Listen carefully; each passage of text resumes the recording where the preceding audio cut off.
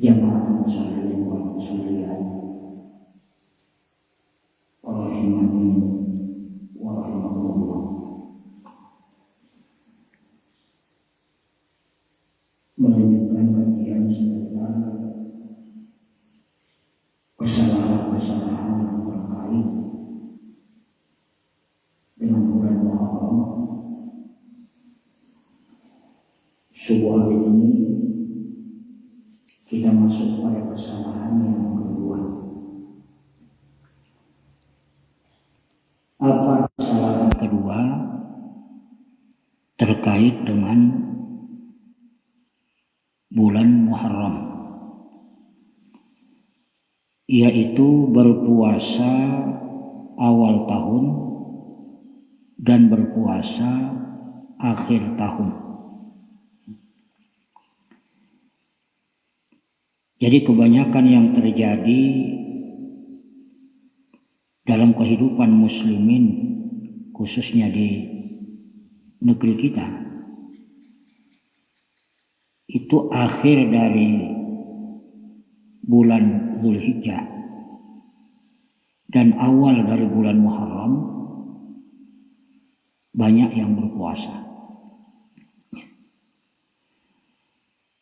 Besar kemungkinan dasar yang menjadi pijakan mereka melakukan itu adalah sebuah hadis yang menyatakan man shoma akhir yaumin min Dzulhijjah, barang siapa yang berpuasa satu hari di akhir bulan Dzulhijjah, wa awwala yaumin minal Muharram, dan berpuasa satu hari di awal bulan Muharram, faqad khatama as-sanatal madiyata bisaumin waftataha as-sanatal mustaqbalata bisaumin, maka sungguh dia telah menutup bulan tahun yang lalu dengan berpuasa dan membuka tahun yang baru dengan berpuasa. Ja'alallahu lahu likulli kaffaratin khamsina sana. Ya. Ja'alallahu lahu kaffaratan khamsina sana. Maka dengan sebab dia menutup akhir tahun dengan berpuasa, kemudian membuka awal tahun dengan puasa, maka Allah menjadikan puasa-puasa itu ya, sebagai kafarah, sebagai penebusan dosa selama 50 tahun. Artinya apa? Dalam jangka 50 tahun itu dosanya selama 50 tahun itu diampuni oleh Allah. Padahal tidak semua orang bisa hidup sampai berumur 50 tahun. Ya. Kalau orang selama hidupnya melakukan dosa selama 30 tahun, maka dia masih punya andalan 20 tahun. Nah, itu dengan berpuasa awal tahun dan akhir tahun.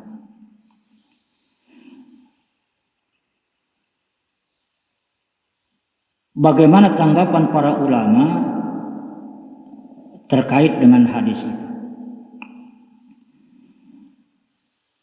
Hadis yang kita sebutkan tadi disebutkan oleh Asy-Syaukani di dalam kitab Al-Fawaid Al-Majmu'ah.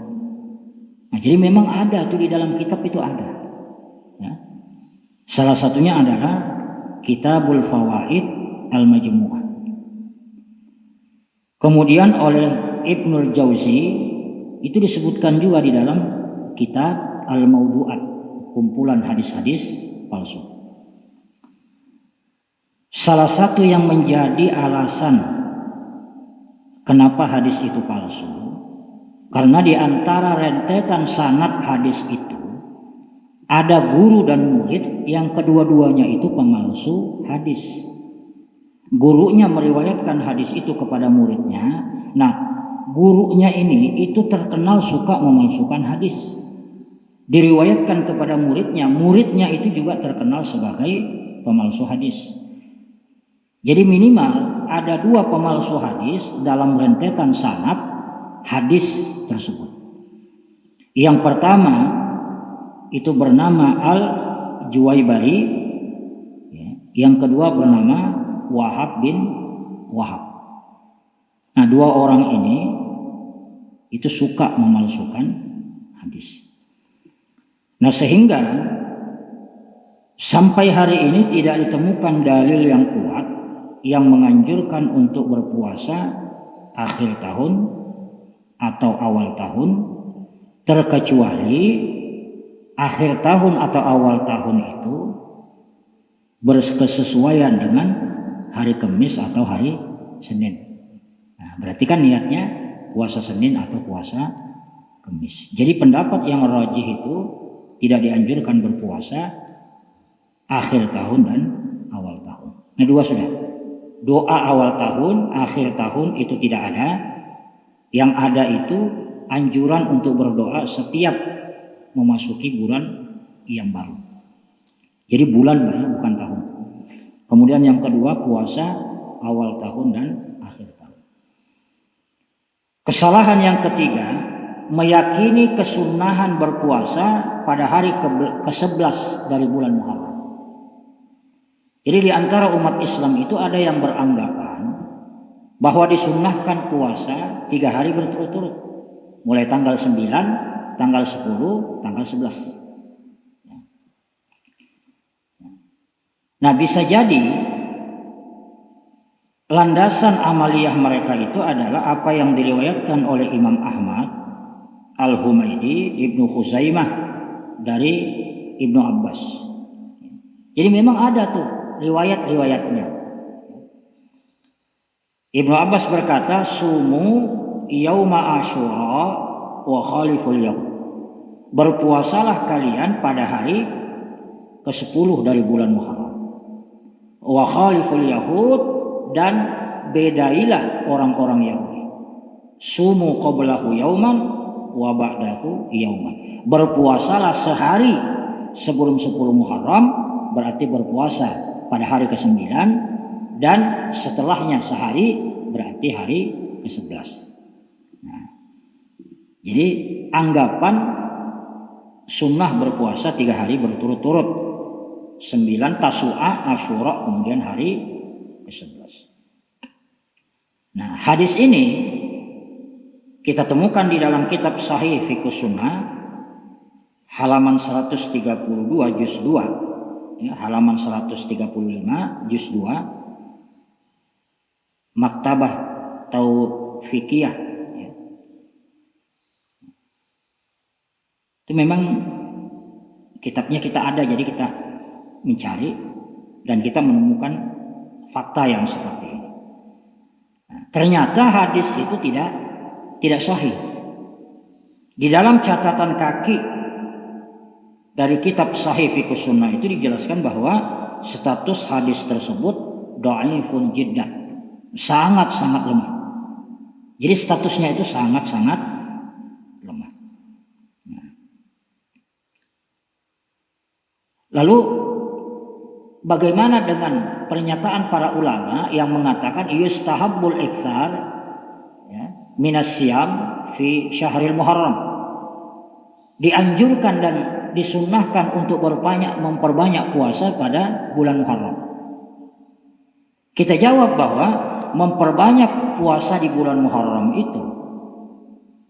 itu artinya memperbanyak puasa-puasa yang memang memiliki dasar dari syariat. Ya, misalnya sepanjang bulan Muharram itu perbanyak puasa Senin Kamis. Apa yang tidak biasa dilakukan di bulan-bulan yang lain. Di bulan Muharram setiap Senin, setiap Kamis berpuasa. Kemudian kalau pada bulan lain kita tidak melakukan puasa Daud misalnya, di bulan Muharram melakukan puasa Daud. Sehari puasa, sehari kada, sehari puasa, sehari kada. Kemudian berpuasa Siam ayyamil bid atau saum ayyamil bid, puasa putih. Disebut puasa putih itu karena bertepatan dengan bulan yang bersinar cemerlang pada tanggal 13, 14, 15. Atau melakukan puasa qada bagi orang-orang yang memiliki hutang puasa. Memperbanyak puasa, yang dimaksud di situ adalah berpuasa dengan puasa-puasa yang memang memiliki dasar yang kuat dari agama. Misalnya nih, puasa 3 hari tadi. Kalau pada tanggal 10 Muharram itu kita berpuasa, kemudian tanggal 9 kita berpuasa, begitu masuk hari ke-11, jatuh hari Senin, jatuh hari Kamis, tidak mengapa kita puasa 3 hari. Tapi kalau tidak, maka jangan lakukan itu karena riwayatnya itu tidak sahih. Nah, itu kesalahan yang ketiga. Jadi beragama itu tidak hanya modal semangat, ya. Tidak hanya modal semangat, tetapi yang terpenting dari ibadah itu, yang penting di samping semangat itu perlu ilmu. Perlu ilmu. Jadi suatu hari Nabi itu bertemu dengan iblis di beranda masjid, hendak masuk ke masjid. Nabi kan diberi kekuatan untuk melihat makhluk-makhluk seperti itu. Tanya, hendak kemana nih? Ujar iblis, aku hendak menggoda orang yang tidur. Aku hendak menggoda orang yang sholat. Karena di dalam masjid waktu itu masih ada orang yang sholat. Kenapa kan masuk? Itu ada orang yang guring di pintu. Lihatnya Ibnu Abbas guring di situ. Ibnu Abbas itu kan alim. Nabi sendiri mendoakan, Allahumma alimhu ta'wil, ya Allah ajarilah anak ini itu pemahaman-pemahaman yang rumit, yang tidak gampang dipahami, itu gampang dipahami oleh Ibnu Abbas. Ternyata Ibnu Abbas itu guring di pintu masjid. Saya tidak mau masuk katanya. Kenapa? Itu ada orang alim yang guring di pintu masjid. Dari situ kemudian ada ulama yang mengatakan bahwa orang berilmu itu lebih ditakuti daripada ahli ibadah. Orang berilmu itu lebih ditakuti daripada ahli ibadah. Orang banyak sholat itu kalau tidak berilmu bisa jadi sholatnya itu tidak karu-karuan. Tapi orang yang berilmu walaupun sholatnya sedikit, tapi yang sedikit itu didasari ilmu. Makanya ibadah itu tidak hanya modal semangat, ya, tapi harus didasari ilmu. Ada Pak di tempat kami itu, wah luar biasa Bin, rajin ke masjid, rajin ke masjid. Nah tetapi permasalahannya itu satu, kalau sholat subuh itu, misalnya ulun imam, dilanggar di komplek itu, misalnya ulun imam. Ulun itu biasanya bila imam, kan seperti tradisi kita, kan tidak ada kunut. Jadi langsung sami Allahu liman hamidah berdiri. Lalu kemudian, nah orang ini itu berkunut. Jadi walaupun imamnya langsung sujud, dia berkunut. Kunut terus. Nah jadi kan kita sebagai orang yang memahami itu, masalahnya ngali juga diberi peringatan orang ini. Nggak masuk juga karena di pikirannya itu si A ini Muhammadiyah gitu. Ya. Muhammadiyah itu dasar kayak itu aja. Nah. Jadi susah diberi pemahaman. Akhirnya apa? Kita ini juga berprinsip itu kan jamaahnya sudah sedikit. Kalau misalnya ini melarikan diri juga dari masjid, dari langgar itu kan semakin sedikit. Jadi supaya ini tetap sholat di situ, jadi ulun panjangi Pak doa bangkit dari ruku itu. Kan ada bacaannya panjang. Rabbana lakal hamdu hamdan thayyiban mubarakan, itu dengan baca pelan akhirnya kan panjang. Nah, sawatnya bukunut di belakang itu. Cuma bagi imam-imam yang kada tahu itu langsung aja. Misalnya anak ulun kan langsung aja. Nah, itu kadang-kadang Pak ini terlambat. Begitu dia sujud, imam sudah duduk di antara dua sujud. Ini rajin ibadah nih. Tetapi dia tidak memiliki ilmu bahwa mengikuti yang wajib itu atau yang fardu itu atau yang rukun itu lebih utama daripada yang sunnah. Kan kalau misalnya imam sujud, Yang wajib bagi makmum itu kan mengikuti.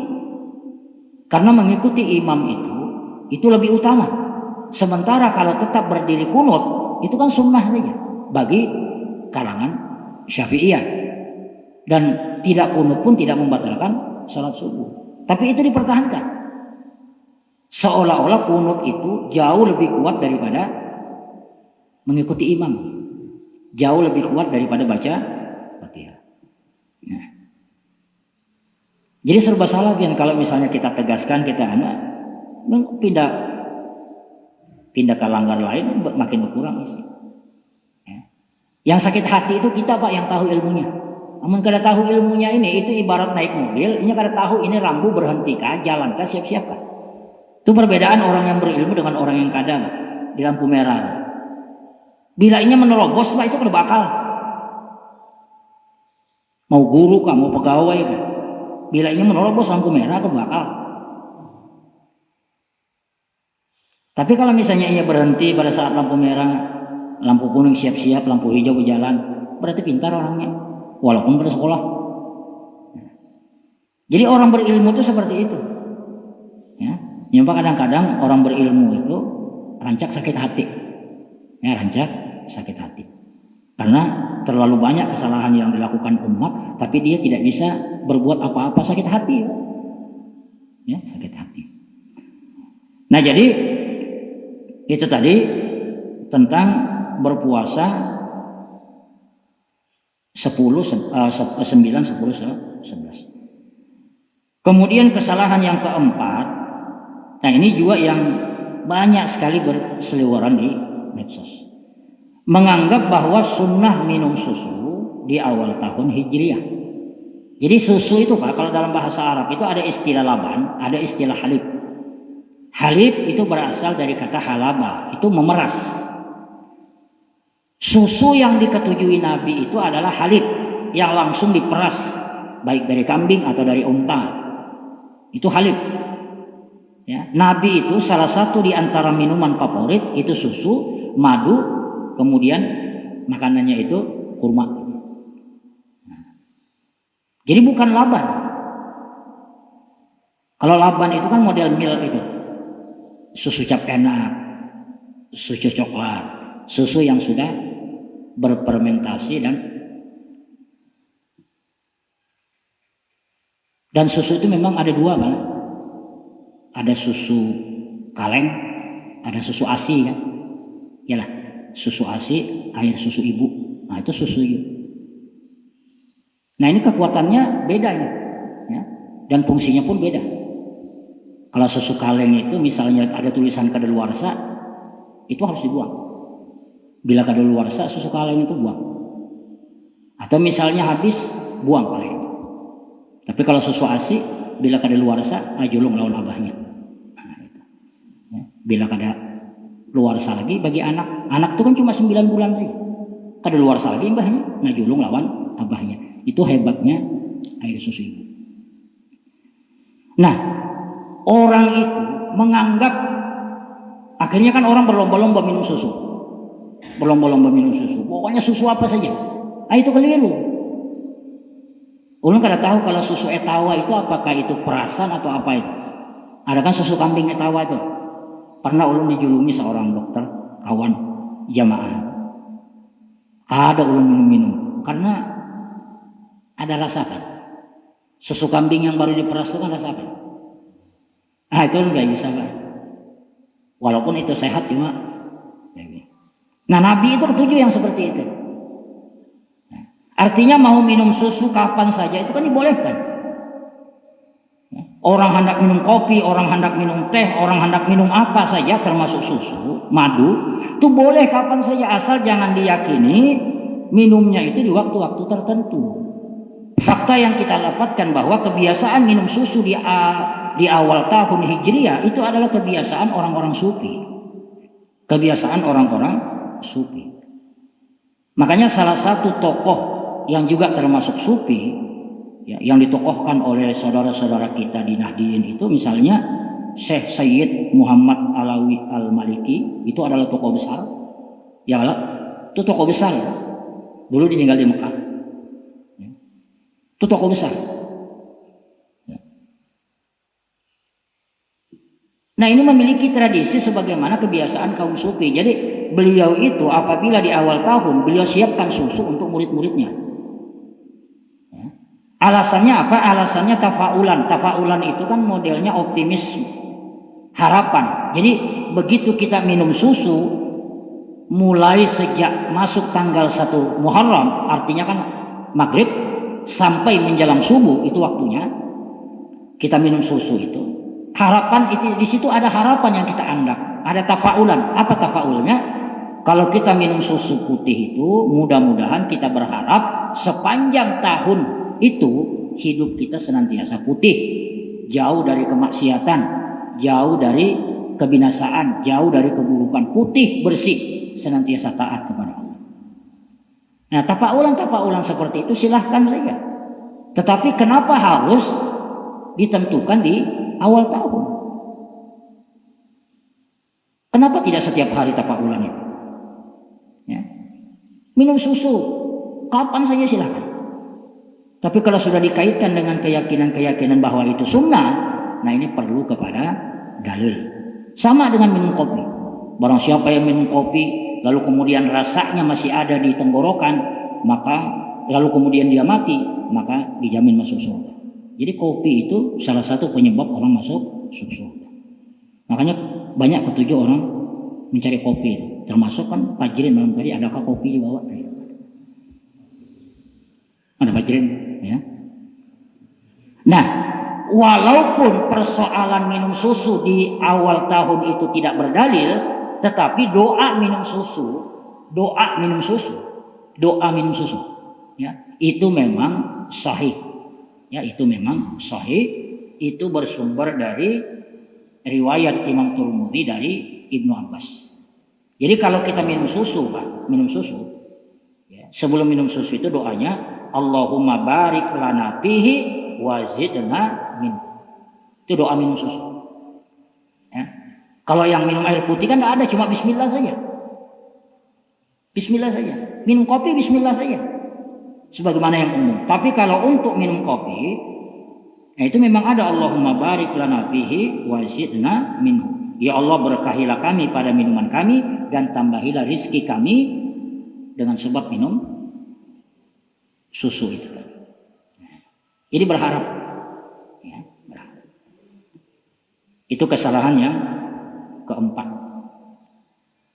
Kemudian kesalahan yang selanjutnya adalah mengkhususkan ziarah kubur pada waktu-waktu tertentu. Nah, ini sudah sering kita sampaikan bahwa tidak ada dasar yang kuat dari agama untuk mengkhususkan ziarah kubur itu.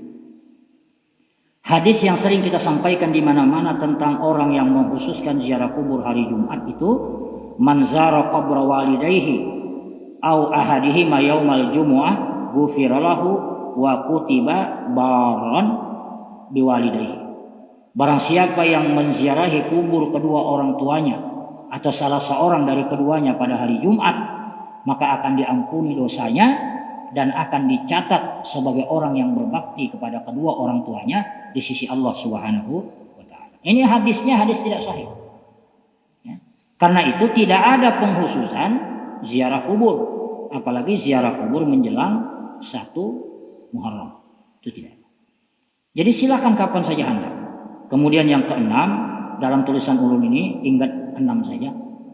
Tradisi mengundang anak yatim dan menyantuni mereka pada tanggal 10 Muharram dan mengelus-elus kepala mereka. Ya. Jadi memang ada Pak kebiasaan kalau di Baraba itu. Ya. Jadi bila 10 Muharram itu ya sudah. Ada yang ke panti asuhan, ada yang buat acara, lalu kemudian anak yatim dipanggil. Jadi intinya adalah anak yatim itu diberi hadiah, lalu kemudian dipusuti kepalanya. Ya, diputus kepalanya. Nah, bisa jadi mereka mendengar hadis yang mengatakan an Abi Umamah anna Rasulullah sallallahu alaihi wasallam qala man masaha ra'sa yatimin lam yamsashu illa lillah kana lahu bi kulli sya'ratin marrat 'alaiha yaduhu hasanat. Diriwayatkan dari Abu Umamah bahwa Nabi bersabda, barang siapa yang mengusap kepala anak yatim, tidaklah dia mengusapnya itu kecuali karena Allah, ikhlas karena Allah, maka baginya itu tiap-tiap tempat yang dijalani oleh usapan tangannya itu tadi, ya, itu mendapatkan kebaikan.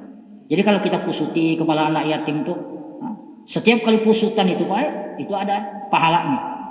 Kalau kita pusut misalnya dari depan ke belakang, maka setiap apa yang dijalani oleh jalan kita itu ada kebaikan-kebaikan yang disiapkan oleh Allah. Sayangnya ternyata hadis itu juga tidak sahih. Ya, hadis itu tidak sahih. Kenapa? Karena di dalam sanadnya itu ada orang yang lemah, yaitu Ubaidullah bin Sahar Ad-Domari Al-Ifriqi, kemudian Yazid Al-Hani Ad-Dimaski. Jadi dua orang itu lemah. Maka prinsip yang benar terkait dengan anak yatim ini adalah wa ammal yatima fala tanhar. Tanhar atau takhar? Wa ammas sa'ila fala tanhar. Gitu Pak? Nih, kada ada yang hafalnya surat duha lah. Wa ammal yatima fala takhar. Adapun anak yatim itu jangan disariki. Jadi prinsip Islam terhadap anak yatim itu sayangi mereka di setiap waktu, santuni mereka di setiap waktu. Ya. Jadi mohon maaf ini tidak memuji, tetapi apa yang dilakukan dari kawan-kawan kita di sini terhadap santunan duafa, yang itu termasuk otomatis juga memberikan kepada duafa kan, karena ada yang diberi itu mungkin punya, yang namanya yatim itu kan bukan hanya orang yang meninggal kedua orang tuanya Pak, tapi dia punya dua orang tua tetapi tidak mampu untuk maharagunya dengan baik, itu termasuk yatim juga sebenarnya. Jadi ketika kita berikan santunan itu, nah itu sudah termasuk menyantuni anak yatim. Nah, mestinya yang seperti itu yang dilakukan setiap bulan itu. Jadi tidak hanya menunggu 10 Muharram. Nah itu riwayatnya lengkap. Nah terakhir sekali itu ada riwayat yang mengatakan pada 10 Muharram hendaklah berlapang-lapang kepada keluarga. Jadi kalau misalnya di bulan-bulan yang lain itu seorang suami engken memberikan uang belanja lawan bini, jangankan lawan bini, lawan seorang aja berpikir, ya, berhimat. Maka 10 Muharram itu hendaklah berlapang-lapang. Berlapang-lapang. Artinya berikan bini duit sebanyak-banyaknya di 10 Muharram itu. Nah, itu didasarkan kepada riwayat man wassa'a ala nafsihi wa ahlihi yauma asyura wassa'allahu alaihi sa'ira sanatihi. Barang siapa yang meluaskan perbelanjaannya untuk dirinya dan keluarganya pada 10 Muharram itu, maka Allah akan meluaskan rezekinya sepanjang tahun itu. Al-Imam Ibnu Taimiyah menanggapi bahwa hadis itu adalah hadis palsu. Kemudian Ibnu Rajab Al-Hambali menjelaskan bahwa banyak sekali riwayat-riwayat terkait dengan hal itu, tetapi tidak ada satupun yang sahih. Nah sehingga yang namanya kepala keluarga itu kewajibannya adalah setiap waktu, setiap saat memberikan kelapangan kepada diri dan keluarganya. Itulah yang benar. Nah itu beberapa kesalahan terkait dengan bulan Muharram. Nah mudah-mudahan kita menjauhi bulan-bulan itu. Ya, menjauhi bulan-bulan itu. Karena kalau kita melakukan yang terbaik, pahalanya berlipat. Kalau kita melakukan bid'ah di bulan Muharram itu, maka dosanya juga berlipat. Makanya Allah mengatakan fala tadzlimu fihinna anfusakum. Jangan kalian zalimi diri-diri kalian di 4 bulan itu. Dzulqa'dah, Dzulhijjah, Muharram dan Rajab. Nah itu saja. Kalau ada pertanyaan silakan kita persilakan. Ulun tutup. Assalamualaikum warahmatullahi wabarakatuh.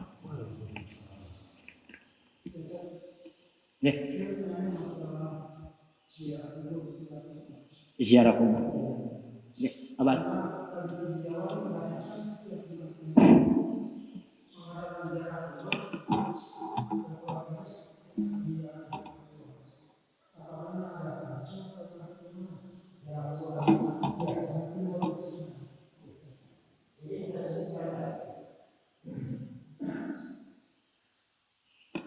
Kita sebutkan tadi Bapak, bahwa di antara dalil yang digunakan oleh orang-orang yang merutinkan ziarah kubur hari Jumat itu dilandaskan kepada hadis yang tidak sahih.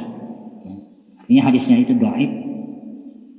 Bunyinya man zara qabra walidayhi au ahadihima yaumal jumu'ati ghufira lahu wa kutiba barran biwalidayhi. Orang yang mengunjungi atau menziarahi kubur orang tuanya pada hari Jumat, maka akan diampuni dosanya dan akan dicatat di sisi Allah sebagai orang yang berbakti kepada orang tuanya. Andai kata hadis itu sahih, maka kitalah yang akan melakukan itu. Tetapi faktanya hadis itu tidak sahih, sehingga tidak ada satu hadis yang memberikan ketentuan ada waktu-waktu khusus ziarah kubur. Karena prinsip ziarah kubur itu waktunya kapan saja. Di mana kita lapang, ada kemauan, silakan. Mau malam, mau pagi, mau siang, mau sore, kapanpun itu. Mau hari Ahad, Senin, Selasa, kapanpun boleh. Jadi bukan hanya khusus hari Jumat atau misalnya menjelang 1 Muharram. Atau ada juga yang menjelang puasa, menjelang puasa. Ya. Ada juga yang pada hari raya. Nah itu sebenarnya kalau niatnya menentukan, keyakinannya menentukan, maka itu menjadi keyakinan bid'ah. Tapi kalau misalnya dia berziarah hari Jumat itu karena memang tidak ada waktu lain selain hari Jumat, maka itu tidak bisa disalahkan. Ulun tuh hendaknya ziarah hari lain, cuma hari lain itu aur. Ya. Nah Jumat itu kebetulan mengajar dan waktunya kan sebentar aja. Kebetulan juga waktunya cuma sepak aja misalnya kan, jadi cepat buliknya. Nah ulun hari Jumat aja ziarah kubur. Asal jangan diikuti keyakinan bahwa hari Jumat itu lebih afdol. Karena menentukan afdol atau tidak itu perlu kepada dalil. Menentukan ini hari utama, ini kada, itu perlukan dalil. Sama dengan orang datang kepada orang pintar atau ulama misalnya. Ustaz, ulun ini hendak memulai berdagang, kira-kira baiknya kapan? Oh jangan dimulai hari Rabu karena kamu akan sial. Nah itu musyawarah. Orang hendak berdagang hari apa? Karena modal berdagang itu bukan persoalan hari, tetapi kecerdasannya di dalam menghitung dan melihat bagaimana kesukaan pelanggan. Jelas Pak ya? Jadi tidak ada hadisnya. Apa? Ada apa lagi? Nih.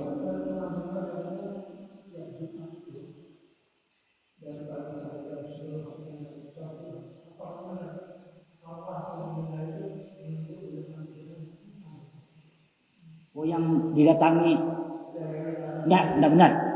Enggak benar. Ya. Artinya orang-orang yang mati itu saling berziarah gitu. Nah, itu enggak benar. Yang sampai kepada kita beritanya yang sahih adalah bahwa apabila orang itu maksiat kepada Allah, maka dia akan menerima siksa kubur. Lalu kapan dia punya waktu untuk kemudian bersilaturahmi? Sama dengan keyakinan bahwa Nabi itu muncul dari kubur lalu kemudian mendatangi anak cucunya segala macam. Ya. Atau orang-orang alim, orang-orang wali muncul dari kubur mendatangi hidup ke dunia. Itu semuanya khurafat. Ya, semuanya khurafat. Kalau dia masuk kubur dan dia termasuk orang baik, maka dia akan ditidurkan oleh Allah sebagaimana tidurnya pengantin. Tapi kalau dia orang yang durhaka kepada Allah, maka dia akan mendapatkan siksa kubur sampai hari kiamat. Lalu kapan mereka itu akan bersilaturahmi? Apakah memang di alam kubur itu ada waktu-waktu libur misalnya? Wah, alhamdulillah tanggal ini tidak ada penyiksaan, tanggal merah. Ziarah kubur misalnya. Tidak ada. Itu khurafat orang-orang sufi. Ya. Jadi tidak ada, ya? Tidak. Hadisnya aja palsu. Ya. Nah. Jadi mengeradau. Nah.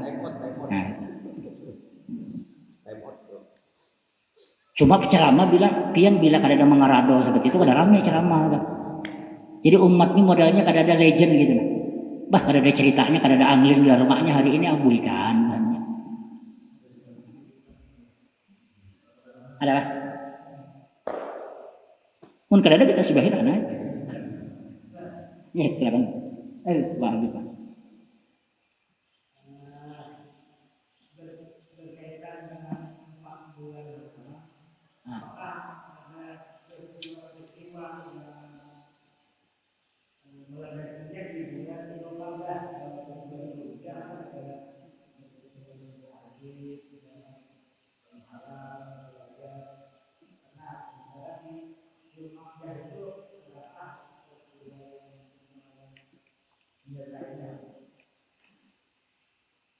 Mengenai bulan-bulan haram itu memang ada yang menisbatkan, misalnya pada bulan Muharram itu berbagai kejadian.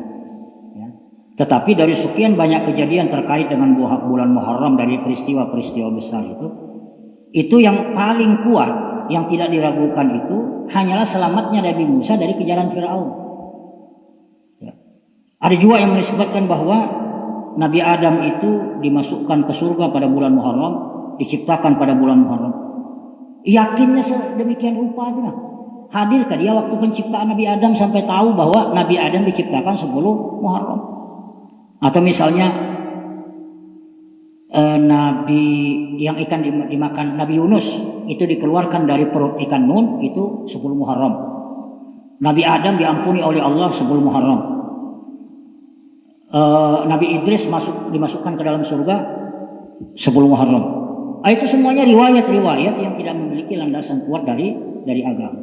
Dari sekian banyak riwayat-riwayat yang kita temukan itu, yang terkait dengan bulan Muharram, yang bujur-bujur terkait dengan bulan Muharram, itu adalah peristiwa selamatnya Nabi Musa dari kejaran Firaun. Dan itu dibuktikan dengan berpuasanya orang-orang Yahudi ketika ditanya oleh Nabi, kenapa kalian berpuasa pada bulan 10 Muharram ini? Ya, 10 Muharram. Nah, pada bulan inilah Allah menyelamatkan Nabi Musa dari kejaran Firaun dan memenangkan Musa dari musuhnya. Nah, itu aja yang bisa dipertanggungjawabkan. Yang lain-lainnya itu hurapat semua. Ya, hurapat semua. Nah, persoalannya penetapan bulan haram itu bukan dari sejarah, bukan dari riwayat yang mengiringinya, tetapi memang Allah yang menentukan itu. Ya. Artinya apa ada riwayat yang mengiringinya, apakah ada riwayat besar yang mengiringinya atau tidak, itu tidak menjadi sebab disebut sebagai bulan haram. Karena itu memang sudah ditetapkan oleh Allah. Makanya kan Nabi mengatakan Allah itu waktu itu senantiasa beredar sesuai dengan saat di mana Allah menciptakannya dulu, ya, menciptakan langit dan bumi. Nah, itu dalam 1 tahun kata Nabi ada 12 bulan, 4 diantaranya itu adalah bulan haram. Jadi penentuan haramnya itu dari Allah. Jadi bukan karena berdasarkan peristiwa, ya, bukan karena berdasarkan peristiwa. Nah, seperti itu. Makanya kalau ada orang yang mengaitkan amalia-amalia tertentu dengan 4 bulan ini, maka itu perlu ditanya dalilnya. Ya, perlu ditanya dalilnya. Karena keistimewaan bulan Zulhijjah, bulan Dzulqa'dah, Muharram dan Rajab itu semata-mata dia bulan haram, itu saja. Itu saja keistimewaannya dibanding bulan-bulan yang lain. Kalau kemudian ada yang menyampaikan bahwa kalau kita membaca ini di bulan haram ini, itu perlu kepada dalil. Ya, kalau tidak berarti menjadi i'tiqad bid'ah, keyakinan bid'ah. Kalau diamalkan menjadi amalia bid'ah, ya, amalia yang bid'ah. Itu jadi tidak ada keterkaitan dengan peristiwa-peristiwa itu. Karena memang Allah yang menetapkan. Dah, ada lagi. Bebas saja Bang pertanyaannya. Oke, silakan dari sini.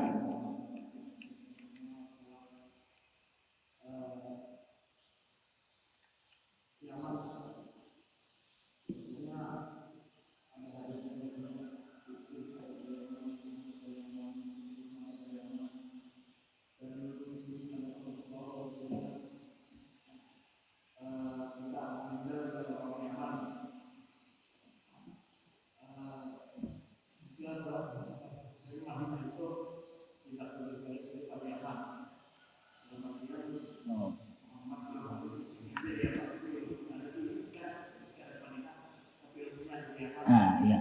Itu orang Maradau. Ya. itu tidak ada hadisnya sama sekali yang seperti itu. Karena hadis yang sahih itu menyatakan apabila terjadi huru hara maka kembalilah ke Madinah, bukan kembali ke Yaman.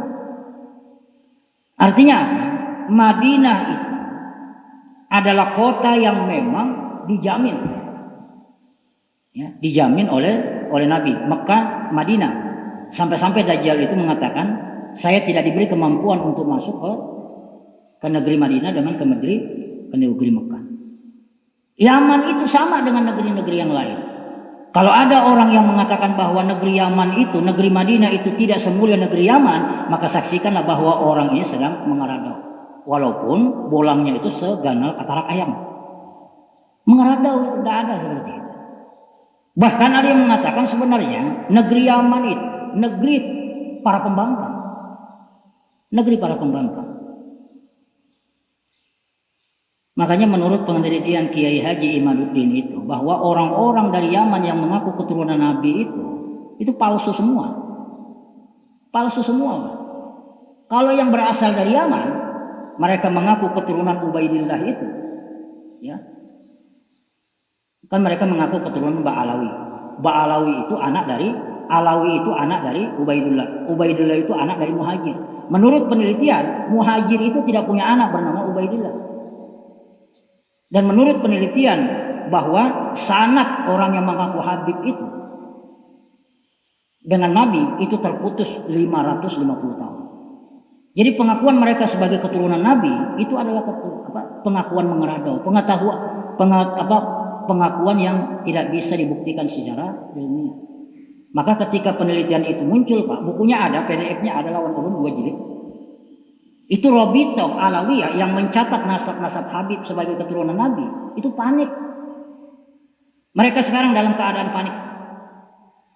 Ada yang menuduh Kiai Haji Imaduddin itu sebagai orang munafik, ada yang menuduh tidak cinta zuriat Nabi segala macam. Kenapa itu muncul? Kepanikan itu muncul karena mereka sadar sebentar lagi mereka tidak akan dihormati di Indonesia ini. Dengan fakta-fakta bahwa mereka ternyata bukan keturunan Nabi. Selama ini kita dibodohi. Itu kan pembangkang. Jadi Yaman itu negeri para pembangkang. Bukan negerinya, bukan negeri yang mulia. Negeri yang mulia itu Madinah, Makkah, Madinah, Makkah. Jadi kalau ada orang meyakini bahwa ada negeri yang mengalahkan kemuliaan Madinah dan Makkah, maka saksikanlah bahwa orang itu sudah keluar jalur. Sudah gak ada benar lagi. Makanya kan ketika Panji Gumilang mengatakan bahwa Indonesia negeri yang suci, bermasalah dia. Ya. Jadi pendapat Panji Gumilang Indonesia itu negeri yang suci itu sama dengan orang-orang Yaman yang mengatakan bahwa kemuliaan Yaman itu lebih mulia daripada Madinah atau Makkah. Itu orang mengeradau. Jadi tidak ada hadisnya. Hadis doa pun tidak ada. Ya, karena itu dasar buatan-buatan saja. Ya, buatan-buatan saja. Nah ini agak keras kiranya karena memang itu keyakinan yang keliru seperti itu. Kenapa kita tidak berhaji ke Yaman saja? Bahkan Pak, di Yaman itu di ujung itu ada sumur yang namanya sumur Burhut. Sumur Burhut itu kalau kita kaji di dalam kitab Al-Kabair, itu Az-Zahabi mengatakan bahwa ada ulama yang mengatakan sumur Burhut itu yang terletak di ujung Yaman itu adalah pintu gerbang masuk neraka jahanam. Ada riwayat juga yang mengatakan bahwa arwah orang-orang kafir, munafik segala macam itu diandak di sumur Burhut di negeri Yaman. Adapun arwah orang-orang beriman itu di negeri Syam. Nanti di akhir zaman itu akan berhembus bau wangi yang bersumber dari negeri Yaman dan bau busuk yang bersumber dari negeri Yaman. Jadi dari negeri Syam itu kalau tidak salah dari Ibnu Umar, itu bau harum itu bersumber dari negeri Syam. Negeri Syam. Tapi kalau bau busuk itu bersumber dari negeri Yaman. Di situ ada sumur Burhut. Baca pian kitab Al-Kabair. Kita kan kajian tetap Pak, kitab Al-Kabair. Ya, kitab Al-Kabair. Dosa-dosa besar itu karangan Imam Az-Zahabi. Jadi Masjid Istiqomah Kandangan yang saban itu, saban minggu. Nah itu kitab Al-Kabair. Nah jadi itu tidak benar. Nah sekiranya cukup lah. Nah, Kemudian lagi dulu belum pernah diskusi dengan Pak Zen tentang yang orang Islam melawan orang Turki ya. Ada dulu itu. Nah, di sini. Ulun mencoba mencari yang dimaksud orang Turki itu apa, pengertiannya apa menurut para ulama. Nah ternyata menurut Imam Nawawi yang dimaksud Turki di situ itu adalah orang-orang Mongol, orang-orang Mongol. Jadi bukan orang Turki, orang-orang Mongol. Jadi bermata sipit dengan ciri-ciri itu. Nah itu pemahaman Imam Nawawi, Pak. Jadi bukan Turki yang kita maksudnya, tetapi memang orang-orang Mongol. Dan itu sudah kejadian bahwa orang Islam itu dijajah oleh orang Mongol. Misalnya kan Baghdad itu dihancurkan oleh Hulagu Khan, cucu dari Genghis Khan. Seluruh kitab-kitab itu dibuang ke laut, makanya menjadi Laut Hitam. Laut Hitam. Begitu hancur Baghdad dengan segala macam ilmu pengetahuannya, terjadilah Renaissance, perkembangan di negara barat. Nah mulai sejak itu maju barat dengan berbagai pengetahuannya. Islam terpuruk. Itu Hulagu Khan ya. Itu mau. Ya. Nah demikian yang bisa kita sampaikan. Assalamualaikum warahmatullahi wabarakatuh.